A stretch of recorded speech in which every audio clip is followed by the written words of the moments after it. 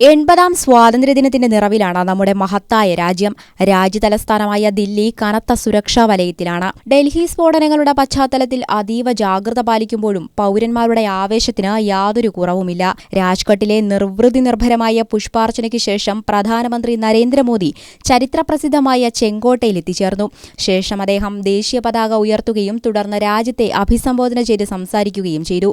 Parliament പാസാക്കിയ പുതിയ നിയമങ്ങളുടെ പശ്ചാത്തലത്തിലും ചരിത്രത്തിലാദ്യമായി ചെങ്കോട്ടയുടെ ചരിത്ര വഴികളിൽ വന്ദേമാതരം സമ്പൂർണ്ണമായി ആലപിക്കപ്പെടുകയാണ്. സ്വാതന്ത്ര്യ സമരകാലത്ത് കോടിക്കണക്കിന് മനുഷ്യർക്ക് ഊർജ്ജം പകർന്ന ദേശീയ ഗീതത്തിന് ആദരവായി വ്യോമസേനയുടെ MI-17 ഹെലികോപ്റ്ററുകൾ പുഷ്പവൃഷ്ടി നടത്തുന്നതും ചടങ്ങിലെ പ്രധാന ആകർഷണങ്ങളിലൊന്നാണ്. കായിക, ശാസ്ത്ര, കാർഷിക, സാങ്കേതിക മേഖലകളിൽ മികവു തെളിയിച്ച 5000-ഓളം പ്രത്യേക അതിഥികളാണ് ചെങ്കോട്ടയിലെ ചടങ്ങുകൾക്ക് സാക്ഷ്യം വഹിക്കാനെത്തിയിരിക്കുന്നത്.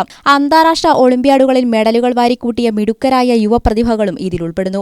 ഹർ ഘർ തിരംഗ ക്യാമ്പയിനിലൂടെ വീടുകൾ തോറും ഉയരുന്ന ത്രിവർണ്ണ പതാക രാജ്യസ്നേഹത്തിന്റെ പ്രൗഢി വിളിച്ചോതുന്നു. സംസ്ഥാനത്തും വിപുലമായ സ്വാതന്ത്ര്യദിനാഘോഷ പരിപാടികളാണ് നടക്കുന്നത്. സെൻട്രൽ സ്റ്റേഡിയത്തിൽ മുഖ്യമന്ത്രി VD സതീശൻ രാവിലെ 9 മണിക്ക് ദേശീയ പതാക ഉയർത്തി. ജില്ലാ കേന്ദ്രങ്ങളിൽ മന്ത്രിമാർ പതാക ഉയർത്തി. സർക്കാരിന്റെ ഔദ്യോഗിക ചടങ്ങുകളിലും സ്കൂളുകളിലും വന്ദേമാതരം ഉണ്ടായിരിക്കില്ല. ചരിത്രവും വർത്തമാനവും കോർത്തിണക്കി രാജ്യത്തിന്റെ ഭാവി ലക്ഷ്യങ്ങളിലേക്ക് വിരൽ ചൂണ്ടുന്ന ഈ സ്വാതന്ത്ര്യദിനം ഓരോ ഇന്ത്യക്കാരന്റെയും ഹൃദയത്തിൽ അഭിമാനത്തിന്റെ പുതിയ അധ്യായം എഴുതി ചേർക്കുകയാണ്.